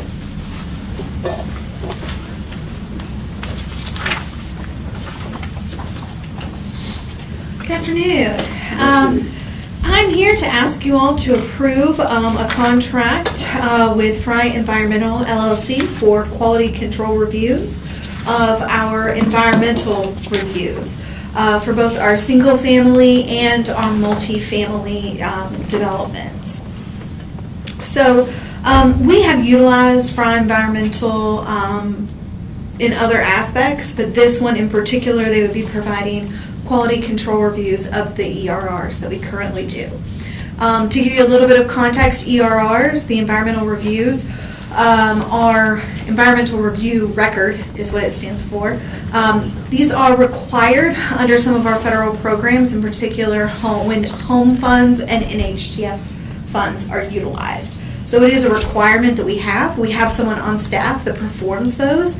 This would really be a double check to make sure that we are in compliance with all of that. It is a highly regulated and complicated process to go through and review to do, and this is just a second look of eyes to kind of look at that and make sure that we're looking at it. There's been a lot of changes as well with some of the recent executive orders that have come out, and we want to make sure that we are documenting appropriately for HUD what we need to be. Make a motion to approve. So I have a motion to approve. Do I have a second? I'll second. Any members have any further questions? I would just echo that this is complicated and complex. So, okay. All in favor of the motion signify by saying aye. Aye. Opposed, like sign. Motion carries. Thank you, Lauren. Thank you. Appreciate it. Okay, Terry Helton, authorization to enter into a personal service contract with Value Tech. Terry, you're going to be up here a while too. I am. This is the cost of me missing last month's meeting, so this is my what I get. I would like to first thank you all for your patience as I get through the next 10 items. And also, I would like to ask Sam, would it be acceptable if we could take the first 3 of these personal service contracts and roll them into one motion, since they are all 3 from the same RFP? Would that be acceptable? I don't think so. No? I think we'll do it fast. We'll do it fast? Okay. Okay. All right, so back in March of this year, we did an RFP for some services that we do have. We have market studies that come in with our applications for our 9% and for our taxes and bonds. During that application review, we do farm those out to a third-party reviewer to make sure that they are meeting all of our requirements of the market study for our projects. So we did an RFP to include 2 parts to that. One is for a scope of work to do a rent comparability study that is done for the tenant assistance programs in our, for that group. They also do a market study review analysis of our market studies for our applications that come in. The second scope of work for that was for the actual market studies. We got 5 bids from that, and the top 3 scores are listed in our personal service contract. The first one is Value Tech Realty. They have done this before for us for several years, so they're well knowledgeable about what we're asking for. They go through our requirements for our market studies to make sure that the market study that we have received meets all of those requirements. You know, we want to make sure that these projects are going into areas that need the project, and they're going to meet the need there, and there is an actual need with the rents that they are requesting. So the first one is Value Tech Realty Services, and again, this is for their contract for, this is the initial contract, and it is good for, has an option to renew it for the next 2 years. And it is for an amount not to exceed $40,000. Motion to approve. Thank you. We have a motion to approve, second. Have a second. All in favor signify by saying aye. Aye. Opposed, like sign, motion carries. Okay, Terry, go ahead. All right, Valvage Property Advisors, this is the second bid that we would like to enter into a contract with. Their contract would not exceed $60,000, and the reason for the difference is they are the ones that are providing those rent comparability studies for our tenant assistance programs. So that's why theirs is a little bit higher. Motion to approve. Thank We have a you. motion to have a second. Have a second. All in favor signify by saying aye. Aye. Opposed, like sign, motion carries. All right, and the last one will be for Gibson Consulting. Again, this is for a $40,000 contract to do the market studies for the multifamily programs. Motion to We approve. have a motion to approve, second, and a second. All in favor signify by saying aye. Aye. Opposed, like sign, motion carries. Thank I hope you. that was fast enough. That was great. I appreciate it. All right, the next agenda item is an authorization to enter into a First Amendment of Indenture of Trust relating to a multifamily programs project, Oakdale Apartments. This project is located in Lexington. It's 144 units for families at or below 60% AMI. Cedar Rapids Bank and Trust is the bond purchaser for this particular project, and they desire to sell the loan to Freddie Mac.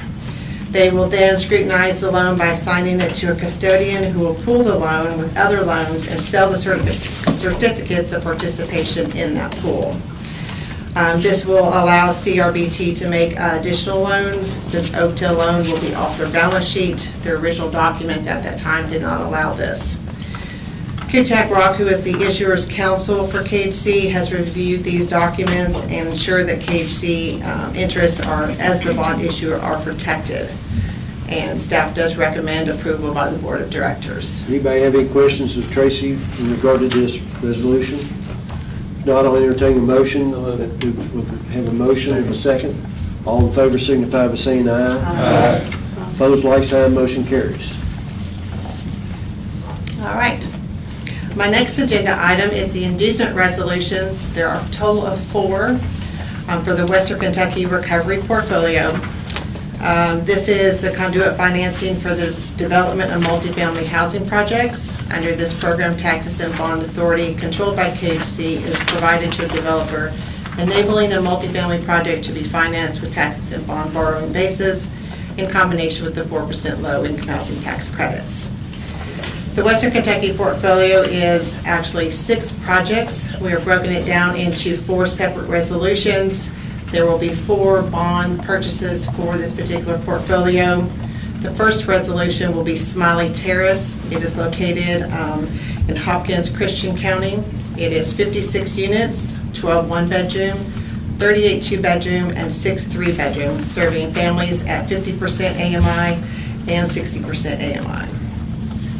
The second resolution is Garrison Gardens.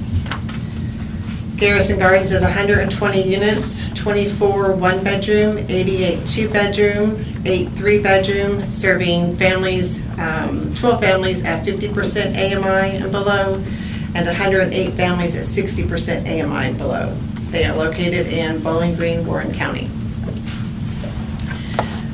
The resolution 3 would be LifeWorks Annex. It is an 8 one-bedroom units serving families at 60% or below in Bowling Green, Warren County.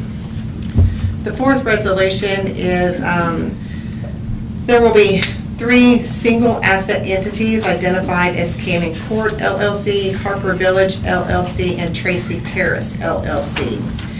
Tracy Terrace is 56 units, 44 one-bedroom, 12 two-bedroom, serving 8 families at 30% AMI, 6 families at 50% and below, and 42 families at 60% AMI below.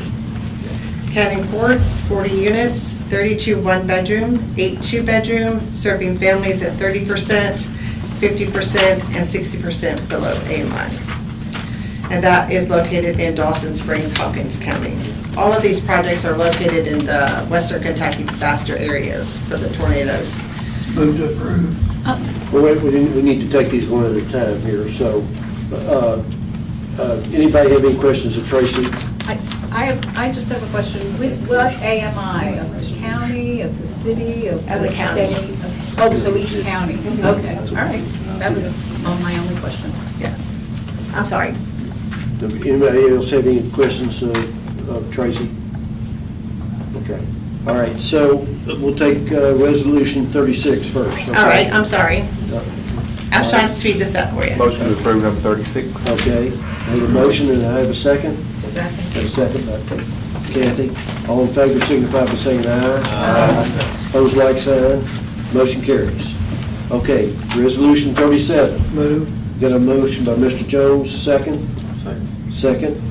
All in favor signify by saying aye. Aye. Opposed, like sign, motion carries. Resolution 38. We've got a motion and a second. All in favor signify by saying aye. Aye. Opposed, like sign, motion carries. Okay. Resolution 39.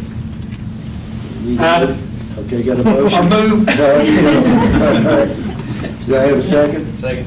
All right, I have a second. All in favor signify by saying aye. Aye. Opposed, like sign, motion carries. These are really important to Western Kentucky. Yes, they are. Thank you for your hard work and your staff's work on this, Tracy. Thank you. Or Terry, I'm sorry. That's all right. Okay. Okay, so the next resolution that I have is a final resolution for SoCar Bywater Western Kentucky portfolio. Again, this is part of the Western Kentucky disaster area. This is the, again, final resolution. They were granted an inducement resolution on October 31st of 2024 for a bonding authority in the amount of $46,129,448. This is also the final resolution in the same amount. They have done their TAPRA hearing on November 14th, 2024. The project has presented to the State Property and Building Commission as well as the Capital Projects and Bond Oversight Committee at the legislature. This project involves the acquisition and construction of 3 apartment complexes located in scatter sites in Western Kentucky, totaling 294 units. They will serve 7 households at or below 30% area median income, 36 households at or below 40% AMI, 13 households at or below 50% AMI, 166 households at or below 60% AMI, 61 households at or below 70% AMI, and 11 households at or below 80% AMI. The 294 units will consist of 71 one-bedroom units, 148 two-bedroom units, and 75 three-bedroom units. The development team is listed on your screen and on your packet. And KHC staff does recommend approval by the Board of Directors of this final resolution for the issuance of the bonds for the so-called Bywater Western Kentucky portfolio. I'll move, but I do have a question. Yes. So should the question come to Go ahead. Okay. What's Cedar Rapids Bank got going? How come they're so prevalent on all these things out of Iowa? They were on all the ones you just did a minute ago. Yes. I think they're buying the bonds and disseminating them. I think they're a big bond issuer, if I understand it right.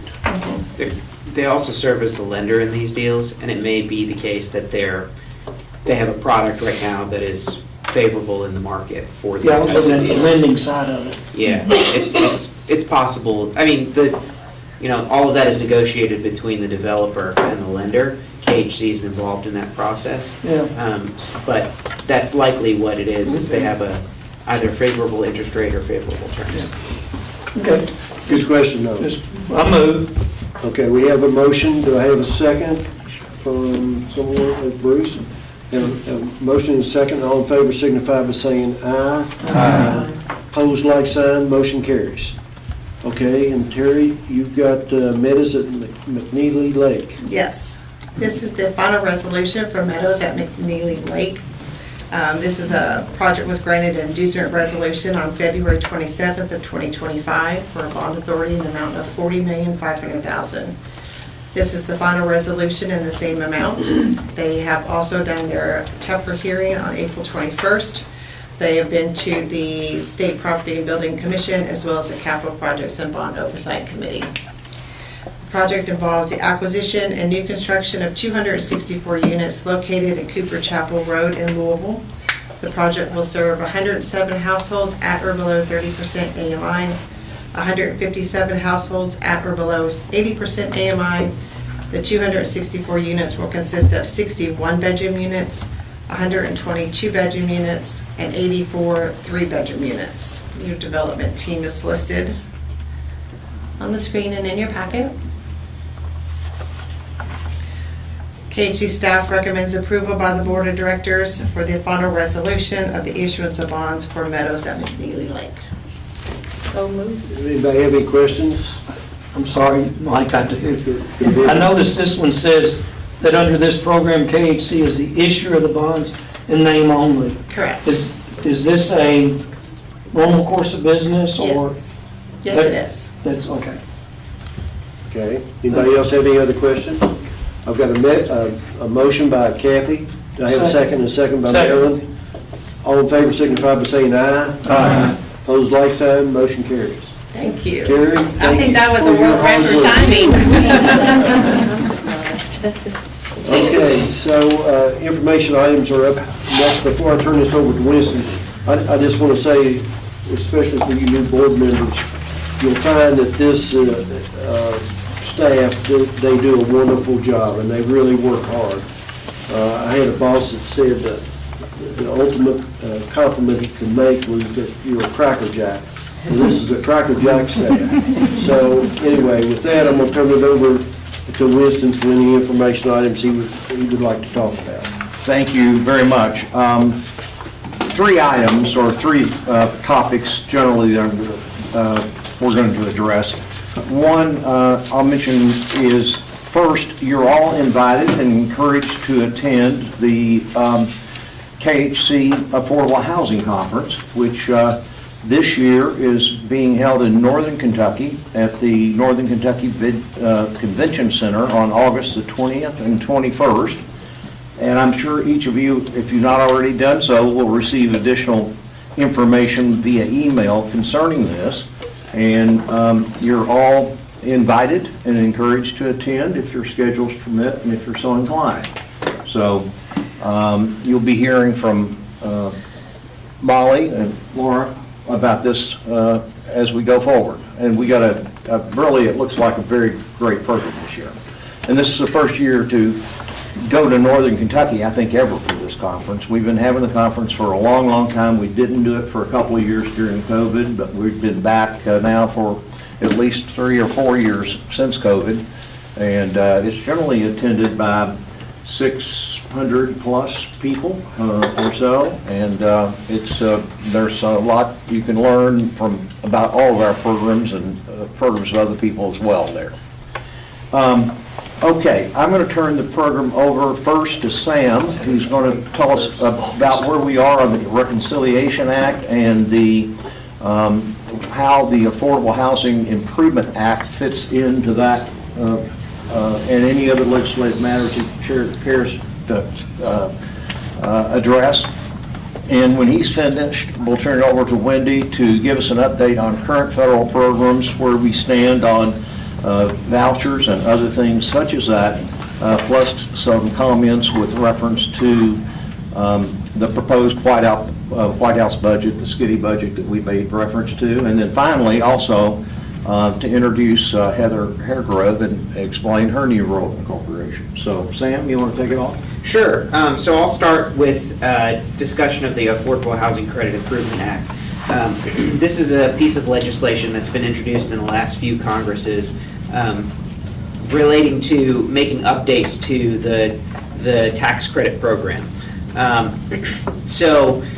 This year, it's a bipartisan bill. They try to make it so that there's one Democrat and one Republican who sign on as sponsors and co-sponsors each time. And I'm happy to report that 5 of Kentucky's congressmen signed on at the outset for this bill. It would do a number of things, provide updates to the tax credit program, but the key points are increasing the 9% tax credit by 12.5%, so that's more units that we can create in Kentucky on an annual basis.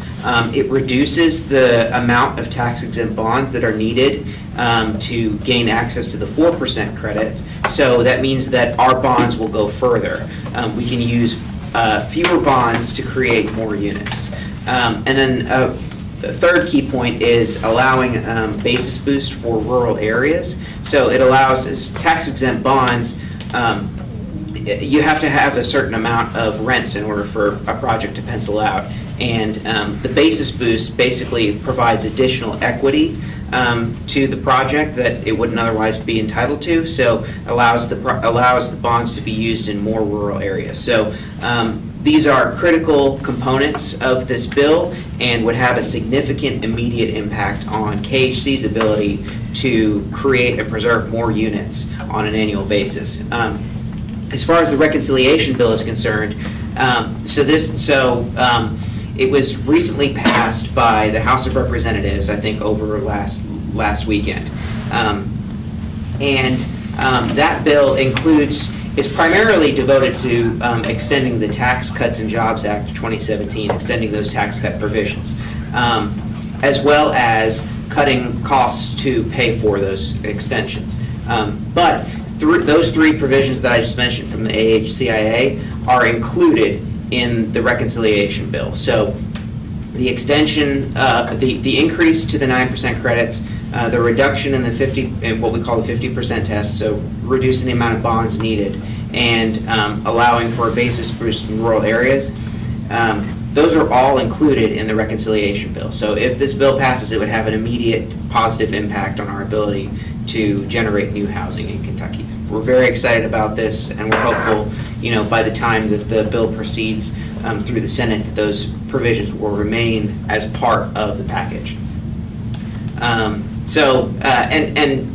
Like Wendy alluded to earlier, there aren't any cuts in the reconciliation bill to any housing programs, at least not anything that KHC is involved in directly. So,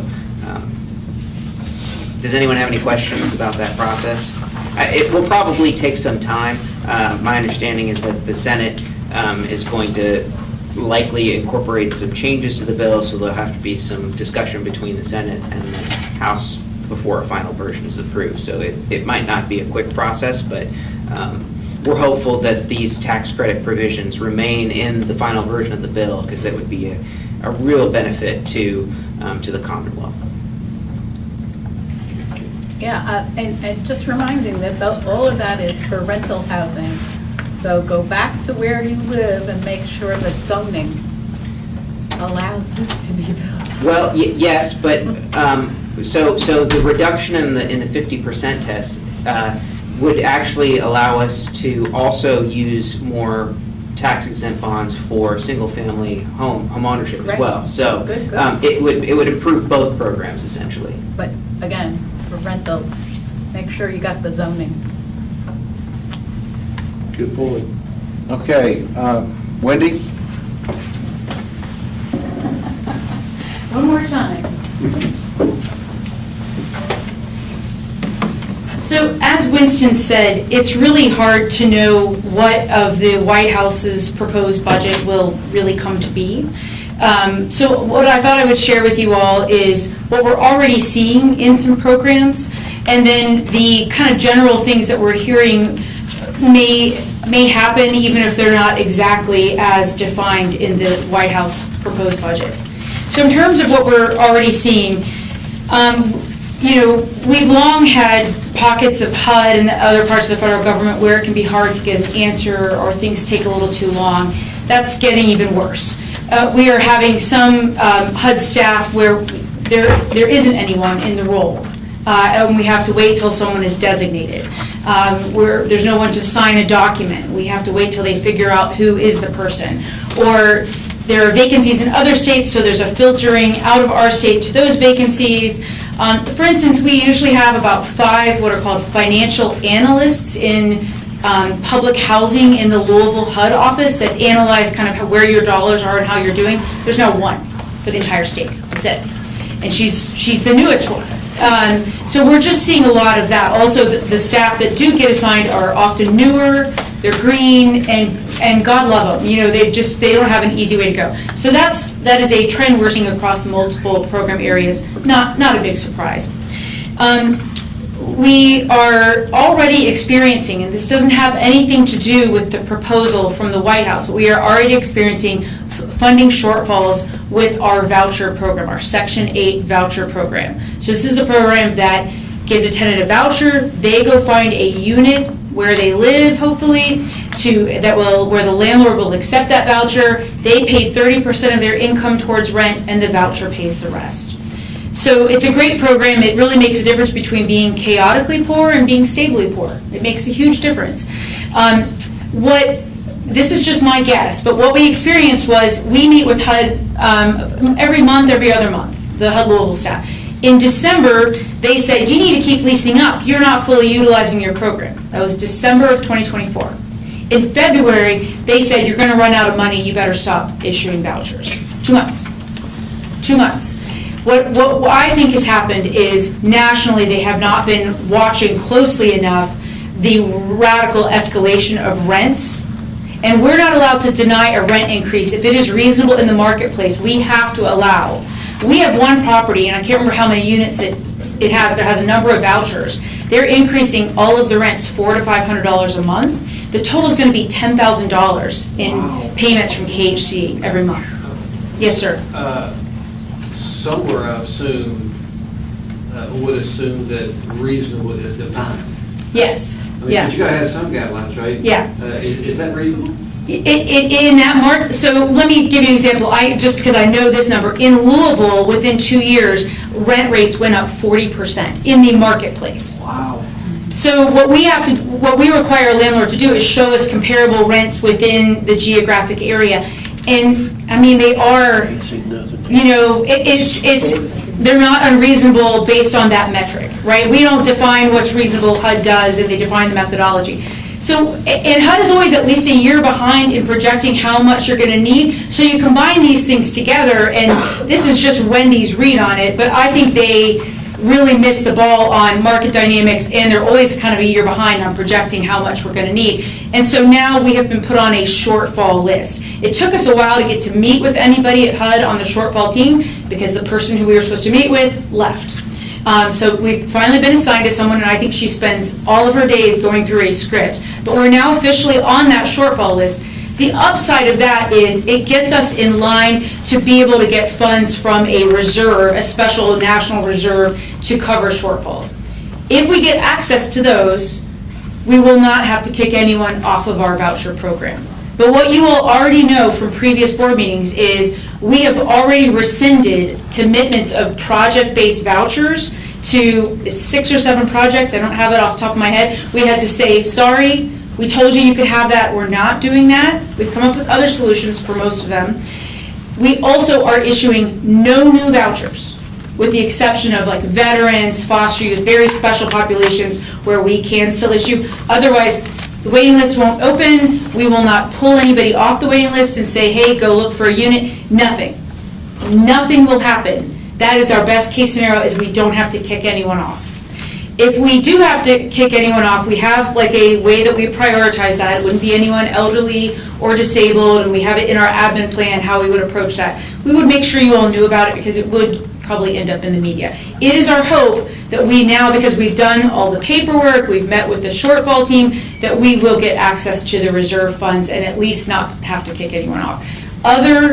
We are a public housing authority when it comes to this program. That's our technical identity. There are public housing authorities all across Kentucky, and many of them are going through a similar experience of being put on a shortfall list and worrying about having enough dollars just to serve their existing tenants. What percentage of the public housing assistance would KHC represent across the state? We serve 87 counties that don't have their own public housing authority. So that's not, those are our least populated counties, our most rural. So it depends on if you're talking about population or numbers. I don't have that off the top of my head, but I can tell you 87 out of 120 counties we serve. And does the applicant apply renewal annually? They have to resubmit all of their income paperwork in order to keep their voucher. They also, if their income changes up or down, have to submit that in between that annual recertification. Don't mean to step into the political. You're all right, yeah. But do they have to be U.S. citizens? Yes. At least one member of one head of household has to be a U.S. citizen. Yeah.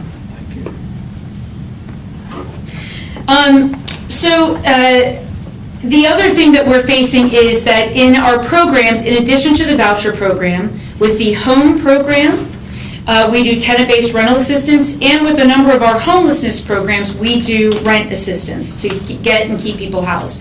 Because those are basically level funded with the continuing resolution, but as I just mentioned, rents are going way up, it's effectively a potential reduction, and we may have to reduce the number of households we're serving with our home dollars and with our homelessness dollars, because rents are going up, but our rent assistance from these HUD programs is not going up. So it's a similar dynamic that we expect to see in those programs. Again, I can't tell you like who might have to be terminated. Our hope is that through attrition and being careful, we might be able to muddle through. I just want you all to know, because at some point that could be something that bubbles up and somebody's frustrated or mad about it. I'll pause there.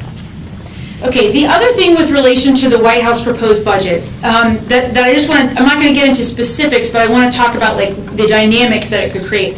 The biggest recommendation that seems likely from folks we've heard from in DC, so I don't know what will or won't happen, but is the idea of block granting, combining some programs and block granting them to the state, and often cutting them too, so that then the state can decide, do they supplement the funds and or who wins and who doesn't, right?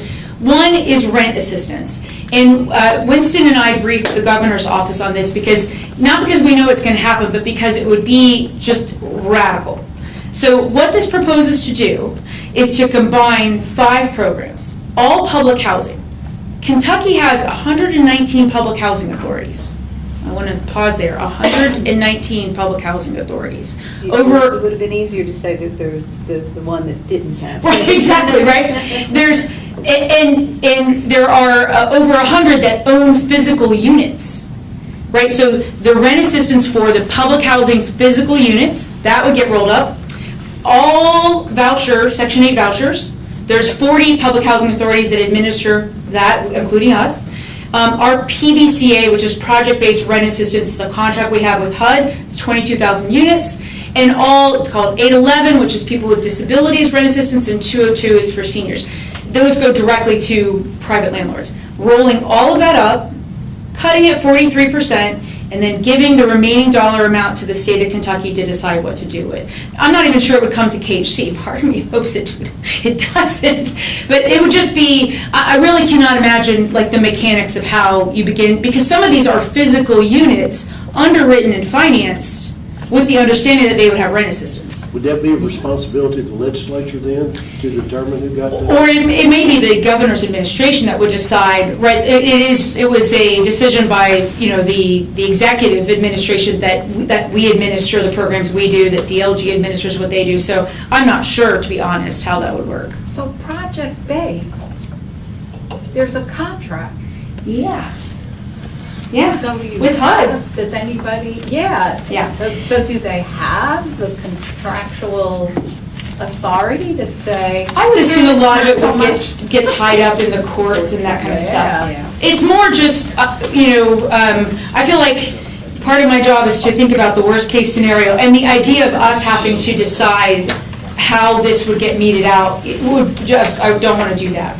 The other block granting recommendation that we, again, have heard from some folks in DC seems very palatable and likely is the idea that that homelessness dollars, so this would be Emergency Solutions Grant and the Continuum of Care grants and housing for people with AIDS, would get rolled together and block granted to the state, whereas right now, the largest share of those three sources, the Continuum of Care homelessness funds, that's a competitive process where we, Louisville and Lexington, compete every year across the nation to get money, for our homeless providers. It gives us the chance to get maybe more than our per capita share. It gives us the chance to, if we are following best practices, get more or get one-time funding. It would just become a straight block grant based on population.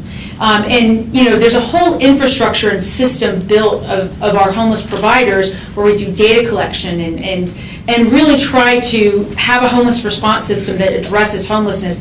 And block granting it could, we estimate, cause Kentucky to lose about $10 or $11 million, but then also just dismantle this response system that is, it's about 10 years old, so it's finally beginning to really work well, and we would hate to see that. Our feeling is that Kentucky needs more housing, more affordable, more middle income, more market rate.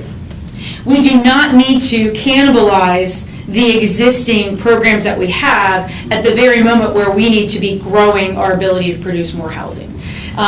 The White House budget zeroes out the programs that do support housing production, CDB, Community Development Block Grant over at DLG, and our home program, where we fund habitats and other nonprofits to build housing. So we don't know what will happen. And I'm not trying to scare everyone. I'm trying to at least convey we're watching it, we're paying more attention than maybe we even should, and we're really trying to be mindful about thinking about what would we do if different things happened. And as I said, we briefed the governor's office just so they would know what the block granting would look like. Yeah. Are you going to be briefing the new interim committee on housing affordability and availability? Is that the Kentucky task force that is forming? Well, you're stealing my thunder, but I appreciate it, Secretary Johnson. So there is, you all may have heard, it just got announced earlier this week that the Kentucky Affordable Housing, Kentucky Housing Task Force, I think is what they're calling it, which was a interim task force of the legislature last year, is being reconvened, slightly different membership, but some of it is the same from last year, the same co-chairs. I don't know when they'll start meeting, I haven't heard that yet, but it would greatly be our hope to get to talk about this as well as kind of more aspirational things that other states are doing to accelerate housing supply. I understand that that's going to be held in Northern Kentucky. Oh, really? In Covington at the Convention Center. I didn't get a date. It very well could be held in conjunction with at least one of their summer meetings. Oh. In conjunction with the conference. That'd be awesome. Yeah. Wow. That'd be great. We are aiming to try to have a legislative panel at our conference, and right after it have a session that features some programs that Indiana has been doing for several years that the Chamber of Commerce in Kentucky really likes, that we really like, and that we'd love those legislators to hear about. So That's what I heard last night at the Northern Kentucky Municipal Government League meeting. call me when you learn, because we would love to, and we aim to be a resource for them again. We presented twice last year. So, per that, now I'll get to some good news. So, we've got all of this uncertainty, but on the other side, we've got all of this momentum, not just that KHC created, it's just kind of in the air right now. Everyone is talking about the need to get more housing across the country, across the state, right? Rural areas, urban areas, we need more housing supply. And KHC's housing supply gap analysis, we knew it was needed. I don't think we knew how much it was needed and how much of a response we would get to it. We are still getting invited to speak at conferences and to strategic planning groups, and we're still doing that. We are getting asked by local areas to help them before they're ready to engage a developer or consultant to do some planning and think about what to do next. And I'll be honest, I can't keep running at the rate I've been running and say yes to everybody. Last year we just said yes to anybody. And so KHC's executive team, really Winston pushed it. We created a position, and I'm going to introduce you to Heather Haregrove, who has just joined us a little over a month ago. It's called Housing Supply Accelerator. Brand new position, and it is created in the midst of all this budgetary uncertainty with the understanding that no matter what, we've got to keep helping local areas and regions, the state, the task force, look at ways to grow the funding pie and look at ways to accelerate housing across Kentucky. And while we're worried, we can't sit in a hole and just be scared. We've got to be thinking about more aspirational things. With that, I would like to introduce Heather Haregrove.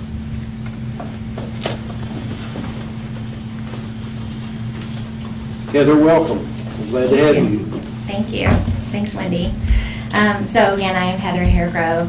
I am back at Kentucky Housing Corporation. I actually started my housing career here 26 years ago.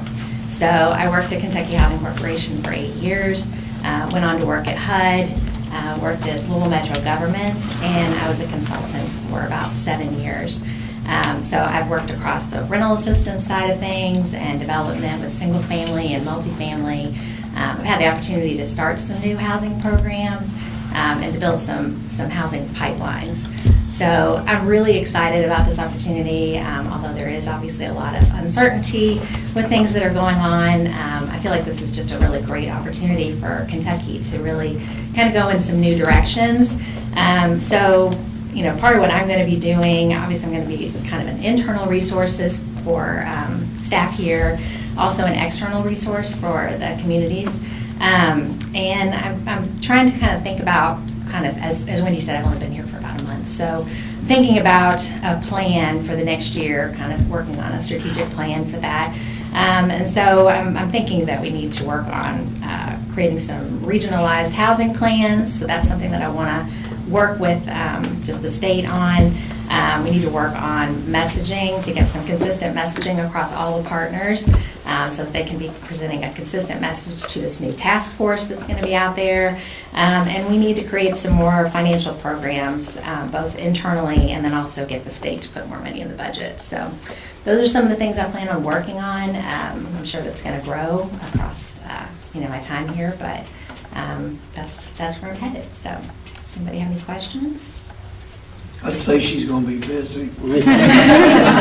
I think the word may be overwhelmed, but I'm really excited to have Heather here. And Wendy's correct. I've noticed a gap in terms of what we can do and what we have historically done. Historically, we've taken whatever resources that have been given to us, and we've utilized them to the maximum extent possible and well.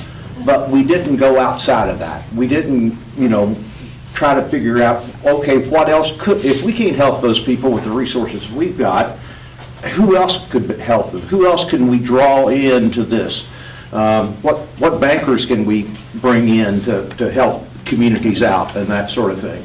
And so Heather was at the right place at the wrong time or something like that, but fortunately she was available to us, and now we're going to assert ourselves in this area. So I'm very excited to have Heather here, very excited to have this resource here and to watch it grow. Thank you.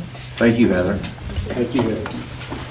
And before I give the floor back to the chair, let me remind each of you that you have a gift here from Molly and her team, I think, probably is responsible for it. Kentucky Housing Corporation. Stay dry. Stay dry. She knew it was going to rain tomorrow, right? Okay. So you got to watch those bankers now. Okay. All right. So Winston, you have anything else? No, that's it. Okay. Well, anyway, thank you all. So, yes, sir. I want to thank Wendy for working with our area development district at home. I know that's an ongoing process. And thank you very much for making that happen. I know that our area district has been trying to get into housing for quite some time, and you're the